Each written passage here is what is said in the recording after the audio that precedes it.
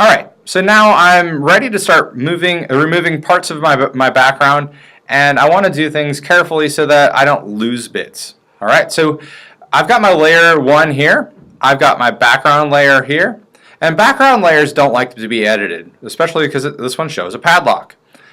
Normally what I do to get around that locked background if I want to edit that background is I go up to this little drop down of this little menu option here, and I go up and I duplicate the layer of the background.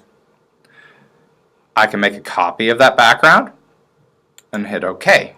So what that means is now I've got an editable copy of my background here, and I've got my original background here. I can hit the minimize button here so I can't see that one anymore. I could do that same thing if I want to make sure that I don't destroy this layer if I want to copy and go back to it. I'm not going to worry about that because I still have the original file and I can re-import that in if I needed to.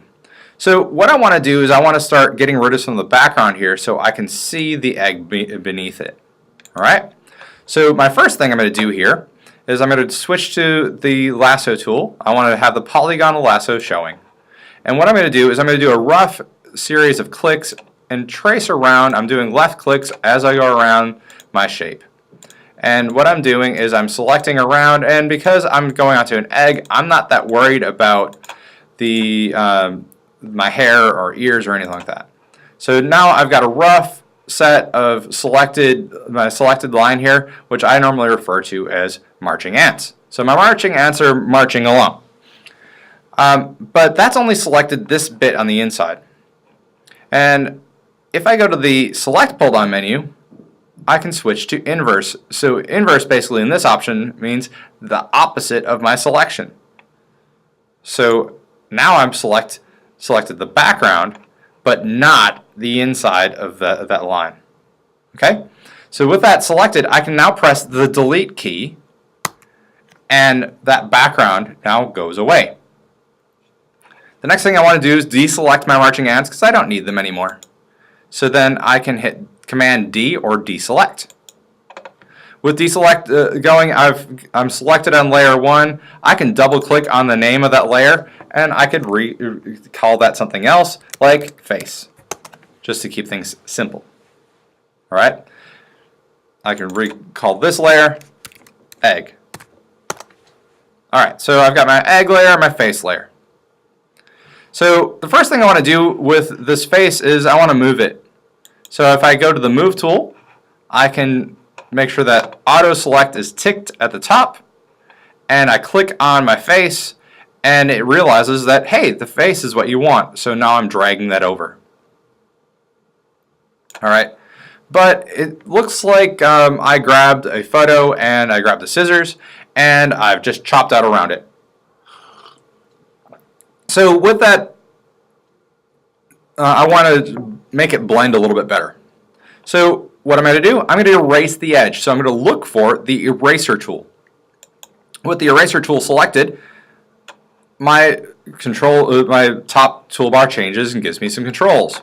So the first thing I want to do is I want to modify the size of the brush. All right. So you want to make sure that this mode here says brush, not pencil or block.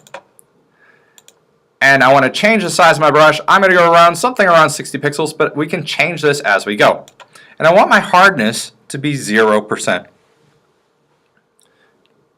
So with that hardness set to 0, and that's over here, I'm on the face layer here. I'm going to use the edge of the eraser to try to smooth out the edges of the bits that I don't need. So I don't need so much of I don't want my hair showing in this, so I'm going to just rub out a lot of my forehead.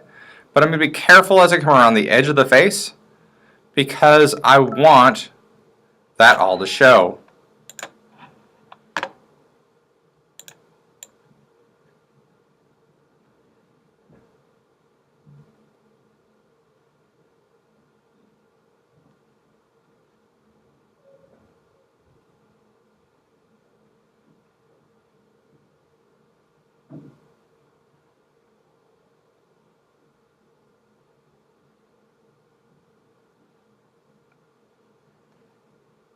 So now I've erased around the edge.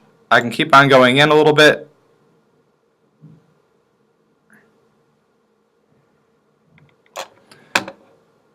I'm just going to take out a little bit more of that shadow on the edge of my face.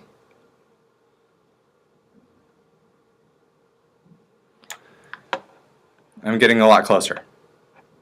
Alright, so now I've used my eraser tool and I've rubbed out a bit of that.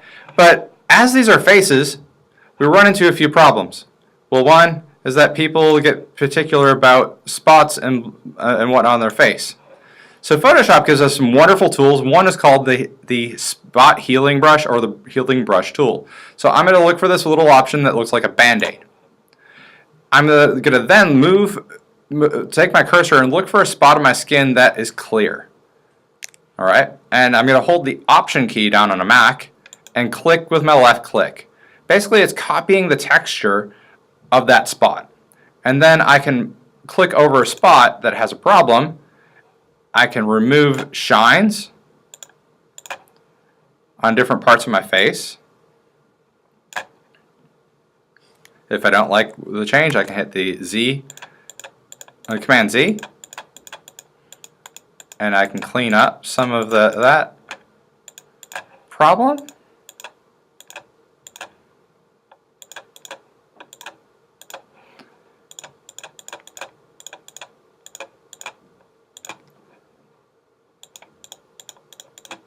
Alright, and if you make a mistake, you can always hit Command Z, or you can go back to your history palette.